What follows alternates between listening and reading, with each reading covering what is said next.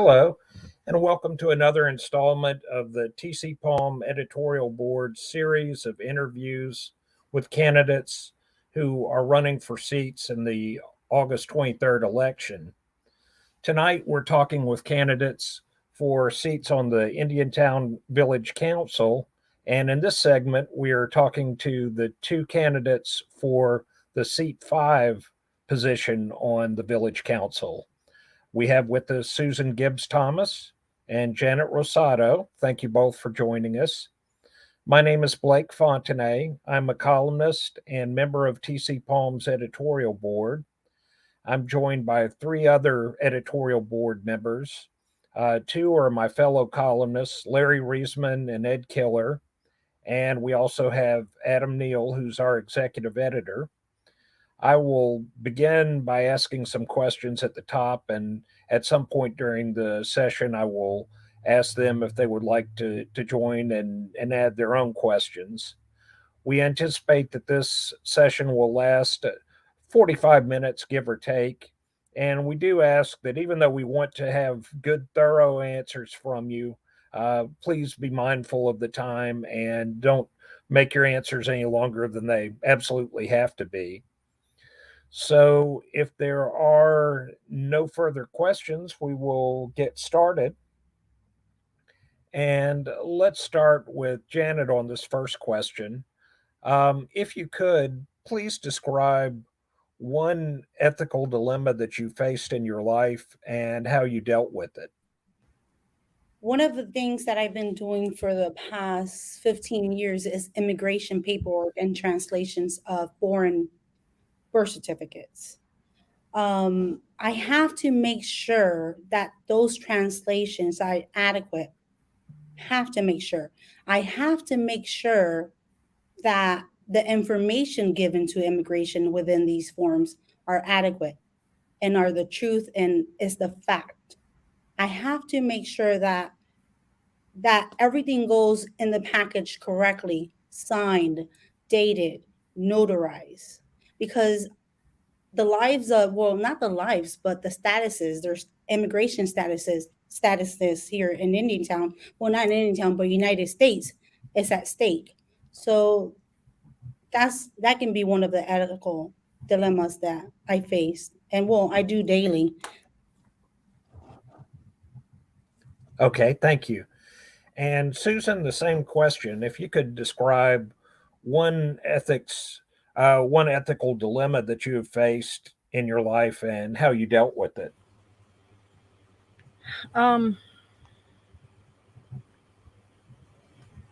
That's really a tough question. Every day we all have ethical dilemmas that we have to rise to the occasion to and make sure that we're doing the right thing, especially on the council. So to pinpoint one thing, the one thing that is hard on the council is the sunshine law. We cannot talk outside of a council meeting about anything that might come up in a council meeting, and I think that makes it very hard, because when you do have an ethical dilemma that you need to speak to your other council members about, it is in an open air meeting, and it makes it very, very hard to do that. So that's the hardest thing for me, I have found. Okay. Thank you. And Susan, we'll come back to you to start with the next question. Tell us your feelings about the Terra-Lago project and how you see that project unfolding as far as what next steps the village will need to take to facilitate it. I think in the coming years, it's going to take about 20 years for Terra-Lago to build out. They haven't broke ground yet, but that is imminent. I think what the village faces in Terra-Lago and other projects that are headed our way is infrastructure.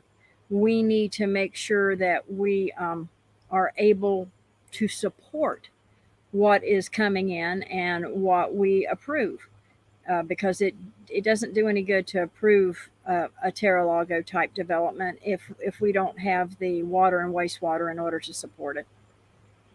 So that would be the challenge, I think, with Terra-Lago or any other thing that the council approves moving forward. Just making sure that we're keeping pace with what we're approving in order to make sure that we are able to support not only our current residents in a better fashion than what we have been, but then what is coming online also, and also in order to keep fire flow, keep that pressure up so we can handle those situations. Thank you.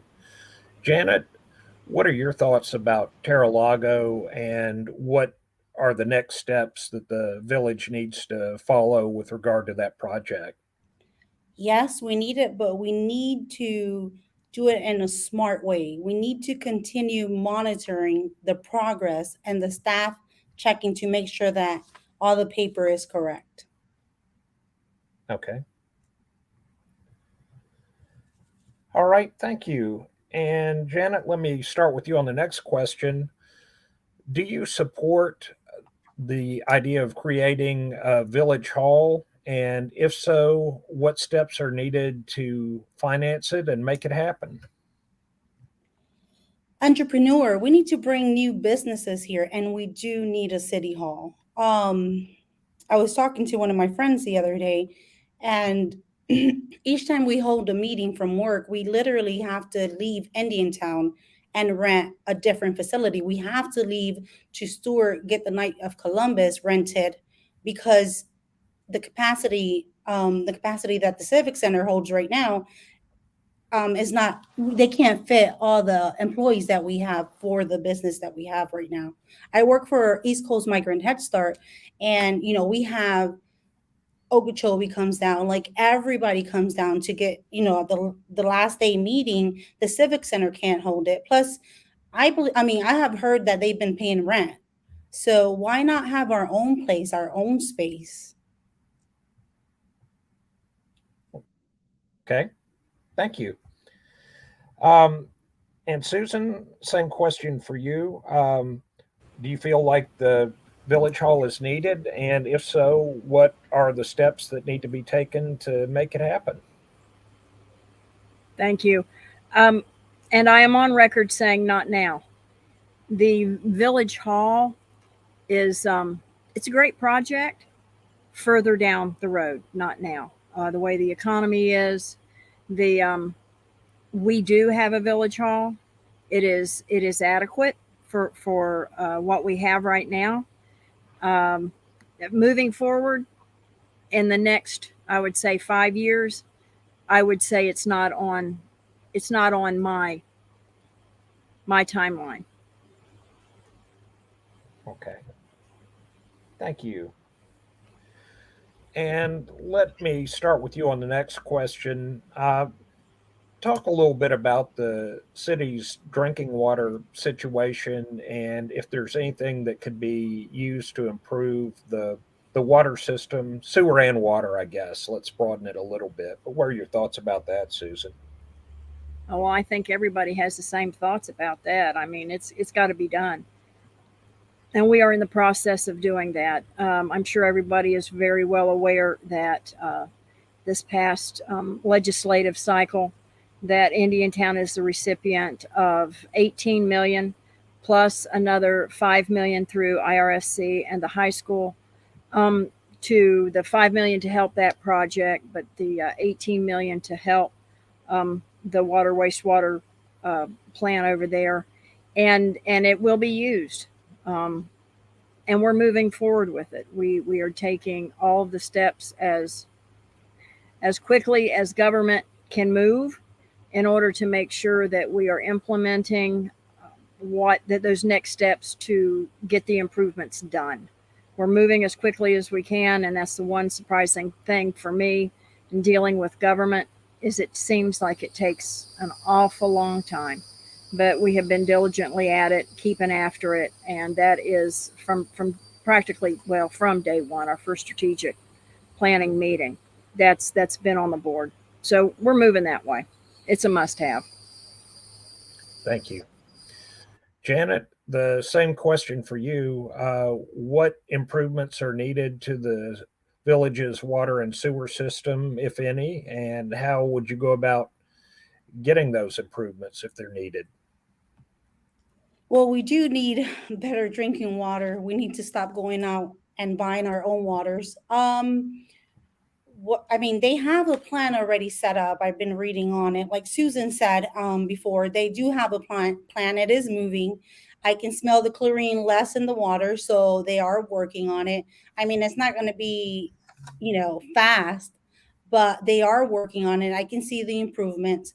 I mean, it's going to take time, and I think they're doing a very good job. I think the process should continue as it is, just continue monitoring and making sure that everything gets done the right way and the money gets used to what it's supposed to be used towards the water, the drinking water, especially. Thank you. And Janet, let me start with you on this next question as well. Indiantown has a great tradition with the rodeo and other equestrian events. Could you talk about how the village might be able to further leverage that for economic development or tourism? That is a great event. My children love that event. Even though we get all packed up with the mosquitoes, we got to get all that spraying bug stuff before we even put the boots on. But great event. I would like to actually see like a trail ride for our kids. Like, teaching horse lessons. Like my when we travel to Puerto Rico, we have horses. So when we go to the rodeo, my children enjoy the rodeo. More, opportunities for them to ride horses out in the community. More, I don't know, more involved into it. Okay, thank you. Susan, same question. Are there some steps that Indiantown can take to build on its tradition of equestrian activities to promote economic development and/or tourism? Well, right now we have the 75th annual rodeo coming up here in Indiantown at Timer Power Park. Now, Timer Power Park is not a village park; it is a Martin County park. However, it is within our boundaries, so it makes it nice that we have that. Also, about a mile outside of our boundaries is the property for the Martin County Fair. The new high school, Indiantown High School, is going there, and the Martin County Fair. So that is another equestrian opportunity that will be coming to Indiantown. And Janet mentioned trails. I know that the village council has expressed creating green space, a connected like green belt around Indiantown that would be able to be utilized for walking, could use it for horses and trail riding, but have a connective green space so people would be able to utilize, and we wouldn't lose that, because currently it's kind of disappointing after Indiantown was based and created on agriculture, citrus and cattle. Currently within the village boundaries, we have zero agriculture land. There's not a zoning for agriculture, so that is a little disappointing. But we have two facilities in our boundaries, one in our boundaries and one just right down the road that I think is they're looking to the county and the Fair Association to really pop those out with equestrian, and so we'll benefit from that. Okay, thank you. And Susan, let me start with you on this next question. Since you mentioned the high school, what challenges do you see for the village associated with the opening of the new high school? I don't see any challenges. I see opportunity for our youth. I think it's a great thing. What they're offering, like I said, just a mile outside of our boundaries. The only challenge that would be once again the infrastructure. You're talking the water and the wastewater. I've gotten $5 million. IRSC went at the state for that and got $5 million to help with the development of what's needed out there. So all I see is opportunity. Thank you. Janet, same question. What challenges do you foresee when the new high school opens? Getting youth in class. I mean, how many people, how many ninth graders are we only, I wasn't even aware that we're going to have a high school until I got the flyer in the mail. And then I was excited because my kids can actually go there instead of trying to catch the bus that comes to our area and is packed. And usually I have to take them to school all the way to Southwark. So I think some of the challenges that we could face is how many children or how many students can actually go to our new high school once it opens. And probably promoting the school. We should promote the school more often because even though we are giving the flyers out, I don't think the people that do not speak the language understand what the high school is for. So I think they're kind of confused of, okay, is this a new school? Should I take out my child from Southfork High School and bring them down to the Indiantown High School? So I think challenges is communication, language barrier, and how many students we can actually fit into the new high school. Okay, thank you. And Janet, let me start with you on the next question. Could you talk about your top 3 priorities if you were elected to the seat? Housing. We need housing. We do. I think we should continue working in the infrastructure we have now, that develop and improve infrastructure, provide access for affordable homes. Water. We should continue working with our water system. Continue, looking for that clear water, the clean up quality drinking water. Um, let's support, communicate with the people with Indiantown. We need to implement and improve our water system out here. Youth sports. I miss youth sports so much. I miss football. I miss baseball, concession stands, volunteering for our concession stands, bringing the community together within, like at Big Mountain. We used to have Big Mountain. We used to have the greatest times when we used to do baseball. All my children have participated baseball, football, soccer. Even with Angelina, I had them play last year. So I think parks I need to be open, need to be cleaned up, need to, I don't know, I just youth sports. We need it. We really need it out here. We have a lot of kids that are unsupervised here in Indiantown because their parents are working and we need something for them to do. Road and drainage. I have seen construction going on in Book Park. That's the area where I live at. There is, construction going on. They did start the drainage. It looks good.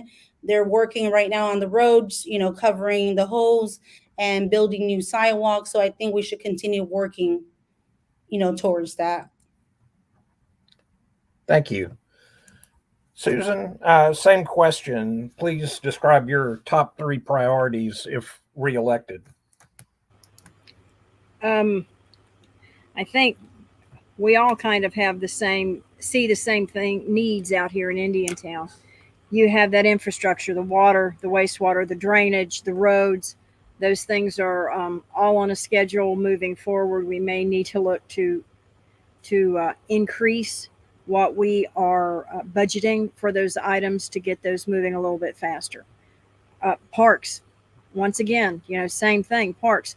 We have an estimate of about $500,000 that needs to be spent in our parks in order to get them up to snuff. So the baseball association, so football, soccer, whatever the sport, lacrosse, whatever the sport may be, is able to use those. When my kids were growing up, I was the Little League president for a couple of years while they were in there. And those parks, I agree with Janet. Those parks used to be full. They played baseball, they played football. We need our parks back in shape where the kids can utilize them again. And then the land development regulations, the LDRs. We have adopted LDRs, just like we adopted our comprehensive plan. We've adopted our LDRs and we have started utilizing them. And we are finding things that just don't fit in Indiantown. I think we need to take a closer look at those. We need to go through those, and we need to make sure that they are right for Indiantown, that they are usable, that they are what we need, and that are appropriate for us. Okay. Thank you, Susan. And let me come back to you on this next question. Talk a little bit about what, if anything, the village council can do to promote more affordable housing within the village. Once again, let me go back to the LDRs. We need to make sure that what we have in place is not going to be prohibitive and add a lot of cost to someone who's coming in and building a home. We need to be attractive as we can to builders, to homeowners, to help them acquire that dream. I know that we do have some low income housing. We have, New Hope 1, New Hope 2. We've got Smoke Rise. We've got, Indiantown Nonprofit Inn but when people, that's a good start for so many families. But at some point they get in their career and they get priced out of those. Well, you're just making too much money. Well, we need to have that next step that's available to the people in Indiantown, that they're able to, oh, okay, well, then we can go over to Terra-Lago. We're making enough. We can, achieve that there at that development. So we need to make sure that we are providing that opportunity for the people. Okay. Janet, same question to you. I think we should partner with developers that will help our residents. Infrastructure be in place so the costs can stay low. Susan didn't mention about New Hope 1 and 2, and they do, once they start earning an amount of money, like they do have to move out because their income is too high for the living arrangements.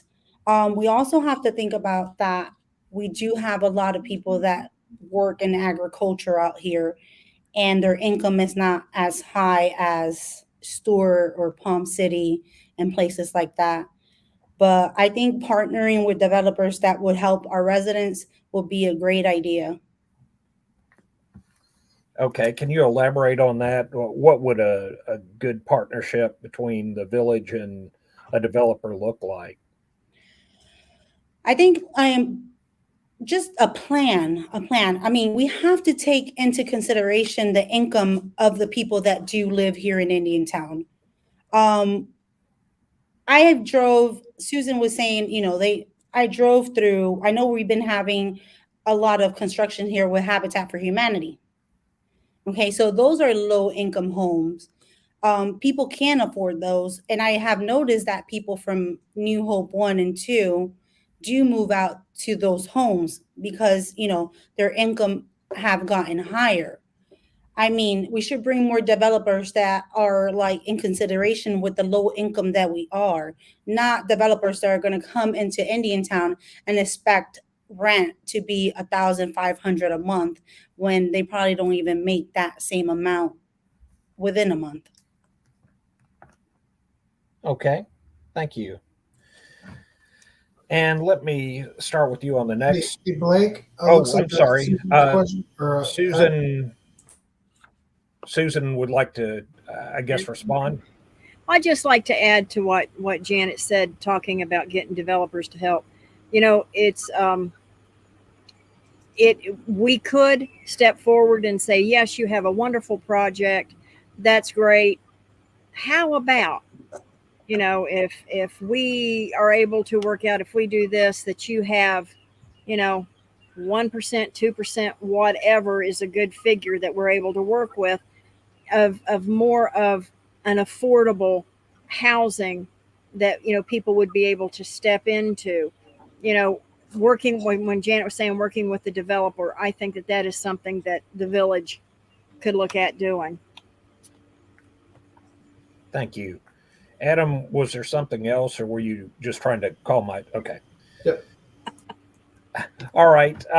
Let's see. Now, for the next question, let me start with Janet on this one. I kind of got out of order there, but um, in every community, there are always certain businesses that people would like to see. You know, if you go on Facebook or wherever, you hear people in Port St. Lucie talking about how they'd like to have a Costco or a cheesecake factory.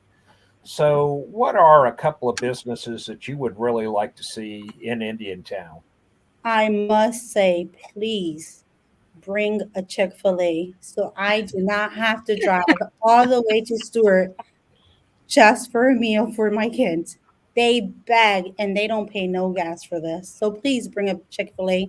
And we also need like a little neighborhood Walmart too. That would be great. Okay. Ate at Chick-fil-A last night for dinner, actually.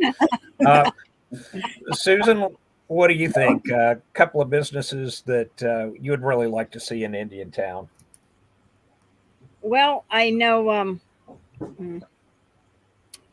I've heard several. I've heard that we need a full service restaurant, someplace that you can go at 8 o'clock at night, 9 o'clock at night, and get a steak. Or I've heard we need a butcher shop. We need somebody that has a butcher shop. There's several things. I've heard grocery store. We need a good Walmart. And as we grow, those things will come. I know that because of our size, because of the population, we just have not had the numbers that will draw those type of businesses. We have to get to the point where we are going to be attractive, where those businesses are able to sustain themselves. So, we start on that upward path, Terra-Lago, and they'll have some commercial in there that things will start changing. Businesses will come. Thank you. Susan, let me start with you on the next one. What are the three biggest challenges facing Indiantown over the next 5 to 10 years? Well, let's see. I think we've been over them. Water, wastewater. That's a challenge. It's an opportunity. It took us 60 years for that whole system to get in the shape it's in. Hopefully, it doesn't take us 60 years to get it worked out and fixed. So that's going to be on the forefront for until we get it where it needs to be. I think that's the number one thing. And then you're talking the rest of the infrastructure. You're talking water. Drainage. You got your drainage that still is an issue in several. I know that over in Booker Park that we've got that project going on, but the rest of Indiantown needs to be addressed as well. Roads. We need to be putting more money toward roads. So I think those basic things that the government is responsible for, we really need to hone in on those and get those right before we go on to other things. Several million, $18 to $20 million for a village hall, when in the next 5 years, I think where we're at, will sustain us. Okay, thank you. Janet, what do you see as the three biggest challenges facing Indiantown over the next 5 to 10 years? Attracting new businesses that make sense to our community. We definitely don't want businesses to come out here and do not fit in our community and then end up shutting down. Continuing the improving of our infrastructure.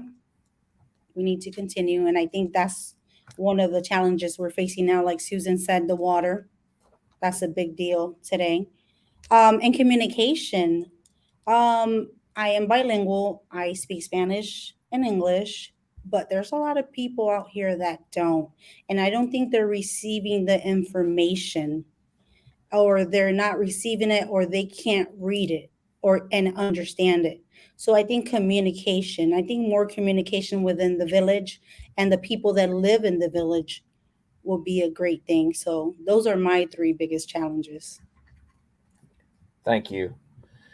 Well, I'm about to open it up to the other editorial board members, but Janet, since you mentioned that communication, let me follow up with one more quick question for both of you. How do you feel about having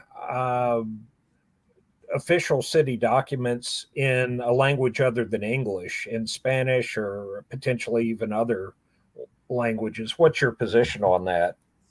I mean, I do translate foreign languages, birth certificates, like, well, not that foreign, but in Spanish. I think it will be a great idea when it comes to the village. People here need the information. They need to know what really is going on in order for them. Well, I feel like people come out to vote because someone goes like, "Hey, you should go vote for this person." I don't want that for my village. I want my village to be informed. I want my village to walk in a voting station and say, I am voting for this person because this person is for this and for that. I don't want someone else to come behind them and say, vote for this person. So I think it's super important communication in the language. The documents with different languages, I think is an awesome thing. Thank you. Susan, what do you think? Do you think that there should be an effort to have city documents and other communications in more than one language? Well, currently Village Hall does that. I know that they try to make an effort to make sure that everything that comes out in English comes out in Spanish. So that's an ongoing effort, and it's because of our what we've got out here, the makeup that we have of our population. It's a have to. It's needed, and it's getting that.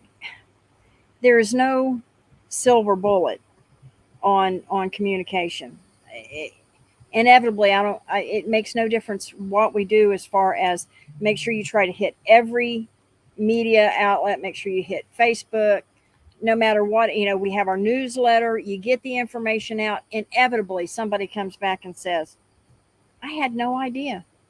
So I think that's an ongoing issue is communication. So. Okay, thank you. All right, fellow editorial board members, you were forewarned. Do any of you have any questions at this point? Larry? Ed? I have one. Fire away. Okay.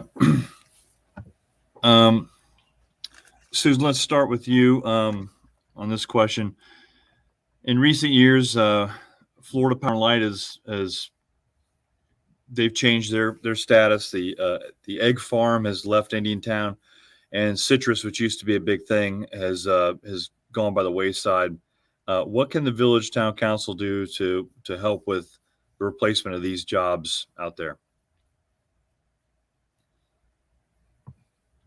I'm still muted. Okay, there we go. Absolutely. And you talk about citrus. Like I said, we have no more agriculture. So what we do have is we do have commercial. We have, I want to say, several. I know that two. We have right now, both out on Fox Brown Road, we have a project that's going to be jobs. We've got one on Famel Boulevard that's going in.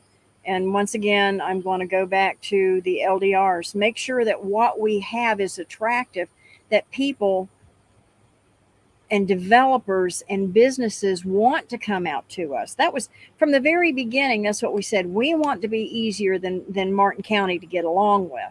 And I'm afraid at this point we're harder. We need to look at that. We need to make sure that what we have works for us. And if it doesn't, then we need to fix it. Thank you. Janet, same question to you. What can the Village Town Council do about these jobs, namely Florida Power and Light, Citrus, and the egg farm? I think attracting more businesses, more industry-based business like Costco. There's a sorority for it. So, but I thought that you mentioned Louis Dreyfus, the citrus place. I've been there before, and I thought they opened up a new business. Susan, I don't. Correct me if I'm wrong. I think it was like a tent logic where they're actually offering jobs for some of the people here in Indiantown, and that's been open quite a while now. I think attracting new businesses, I mean, I think that's what's going to make new jobs out here, industry like, but like Susan said, we do have to work really hard to attract those businesses. Thank you. Any additional questions? No further questions. Okay, Adam, how are you fixed? Good. Okay. Well, I've got a couple more. Janet, back to you for this one. Describe your vision for the city and what kind of place you would like it to be in the years ahead. A family oriented place. I used to work for the library system for 16 years. And oh my gosh, I remember the days where we used to do Black History Month, and we used to use the post park in the back. And we used to have all these African Americans get together, or we would do Hispanic Heritage Month, and then we'll have all the Hispanic businesses come out and donate some of the food. I want to see our community united again. I want to see our community using our parks again, our concession stands again. I want to see safety for our children. I want this to be, I'm getting older here. I'm not getting younger at all. So I want my kids to be able and say, I don't want them to say, I want to move out of Indiantown. I don't want to move out of Indiantown. They're always complaining about Indiantown. But I'm like, this is the place where I'm going to die. So I want them to be able to say, this is the place where I want to stay for the rest of my life, even if they go out and get jobs and go to college and stuff.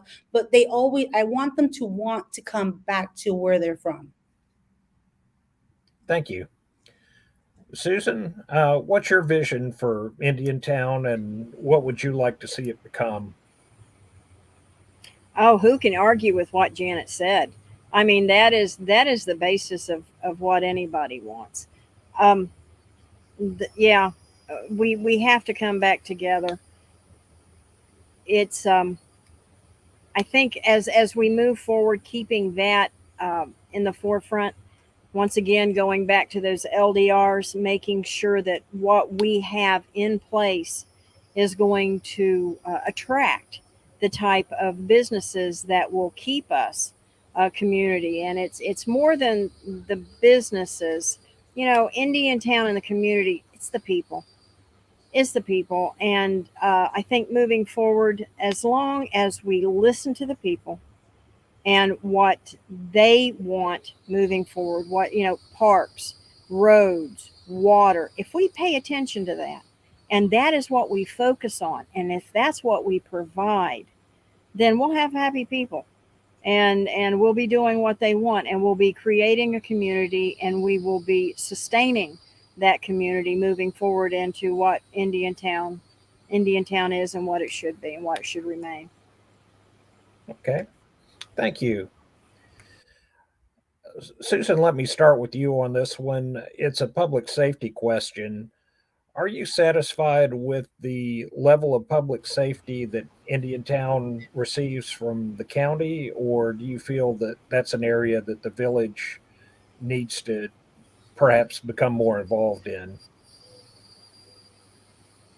Okay, public safety. You're talking fire rescue, sheriff's department, that type of thing? Correct. Okay. We already tackled the fire rescue issue. And because it was in the incorporation process, it was in that in those documents that got us rolling. It stated, well, we can save $2 million.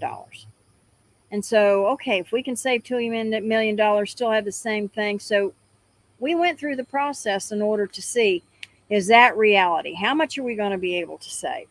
So in that process, and it's all public record, can go back and pull absolutely every bit of it, it became very evident and very clear that we would actually be spending more in for fire rescue than what we currently are, and it would actually be less service.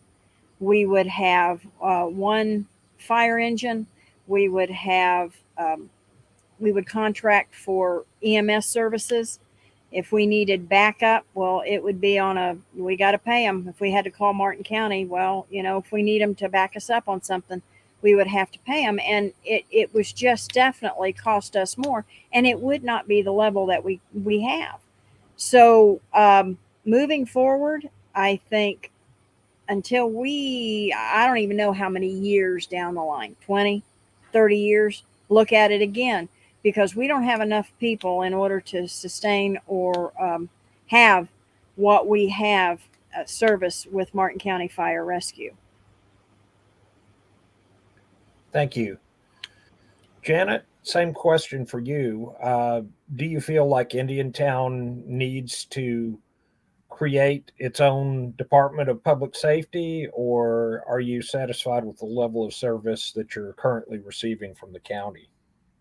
We have a good level of service out here, but it can always improve and get better. For example, like better response time. I think they're taking a little too long when it comes to responding. I mean, other than that, I believe we have a good service. So you would be in favor of staying with the county then, as opposed to starting a village fire department? That will be once I get the information. I mean, I was talking to someone about this because they were stating about the whole fire department being on Warfield Boulevard, and then in case of an emergency, if the train was passing and the railroad was down, the response, I mean, how are they going to get to those people that live across the railroad? So I think I need to gather information before I can even answer that and make sure if that's what I want to do as one of the people that live here in the community. And that's where I go from there. Thank you. Okay, we are near the end of our time, and we want to give both candidates an opportunity to make a closing statement. And this is an opportunity to really cover anything that we haven't covered so far in this interview and make a final case to voters and to our editorial board about why you're the best candidate for this position. So, Janet, if we could start with you, and I would ask you both to keep your answers to 3 minutes or less. I believe that with my knowledge and experience and working so close with the people of Indiantown, the village of Indiantown, for the past 28 years, translating transportation, food stamp, you name it, I have done it out here. I believe I'm a great candidate for seat number 5. Because of it, I speak English and Spanish. And if there's things that I do not know, I actually do my research, look for the resources, and try to help them as best as possible.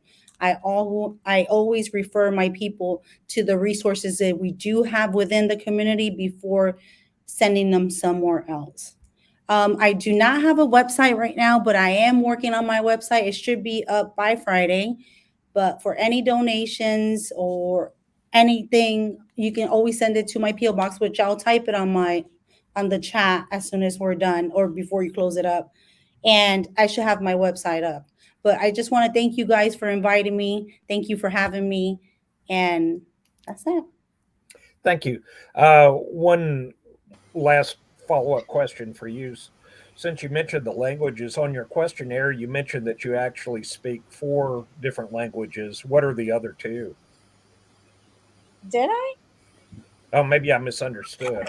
Yeah, I don't think that was me. Okay. I can only speak Spanish and English unless, something else comes up. I don't think French can actually go through. Okay. I may have misread. It's been a long day. Okay, Susan, your closing statement, please. Thank you. First of all, let me thank Janet for stepping up, for qualifying and being willing to serve the community, because it's not an easy job. It's truly not. And she talks about the service in Indiantown. 40 years I've had the opportunity to work in Indiantown. I've had the privilege of finding jobs across it's every sector in Indiantown: agriculture, construction, tourism, telecommunication, hospitality, education, healthcare, all in Indiantown. So I think that it has always wondered even at my age, I'm wondering what I want to be when I grow up after hitting all those things. And I think it has given me a perspective on Indiantown and what Indiantown is, what it has, besides being involved in the civic groups, uh, president of Little League, involved in football, 4-H, Girl Scouts, just across the board, JCs. Uh, and it's a privilege the past 4.5 years to serve Indiantown as the first mayor. I have not missed one meeting yet, and if I can't help it, I don't plan on missing it till the end of my term here. So get out, people be informed, make sure that you talk to the people that are wanting to represent you, see what they stand for, and get out and vote. That's what it takes. Okay. Thank you to both candidates and to people who are watching. We hope this has been helpful to you as you are making your decisions about the August ballot. And please get out there and vote. And Absolutely.